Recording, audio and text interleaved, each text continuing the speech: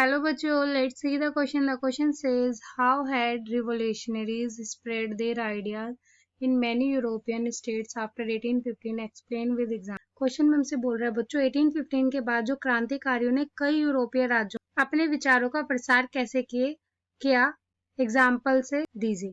की concept of this question is revolutionary. It is a person who advocates और engage in political revolution. एक व्यक्ति बच्चों जो राजनीतिक क्रांति की वकालत या संलग्न करता है उसे revolutionary. After 1815 due to the fear of repression many revolutionaries और liberal nationalist went underground to avoid arrest. 1815 के बाद बच्चों जो दमन के डर से कई क्रांतिकारी या फिर उदारवादी राष्ट्रवादी गिरफ्तारी से बचने के लिए भूमिगत हो गए. First, they established many secret societies to train revolutionaries and spread their ideas. उन्होंने क्रांतिकारियों को प्रशिक्षित किया और अपने विचारों को फैलाने के लिए कई गुप्त समाजों की स्थापना की. Second, they opposed monarchical forms of government that were established after the Vienna Congress. उन्होंने राजशाही रूपों का विरोध किया और वियना कांग्रेस के बाद स्थापित सरकारें. Third, they fought for liberty and freedom and thought the creation of nation state as a necessary part of their struggle for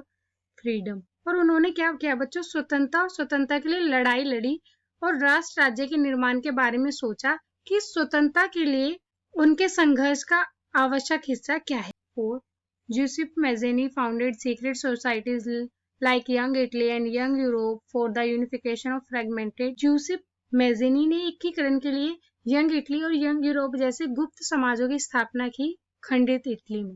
fifth, liberalism and nationalism brought revolution in many regions of Europe like the provinces of Ottoman Empire, Ireland, Poland besides Italy and Germany. और उन्होंने उदारवाद और राष्ट्रवाद के ने Europe के कई क्षेत्रों जैसे ओटोमन साम्राज्य, आयरलैंड, पोलैंड के अलावा इटली और जर्मनी के प्रांतों में भी क्रांति ला दी. Hope you understood it well. Best of luck.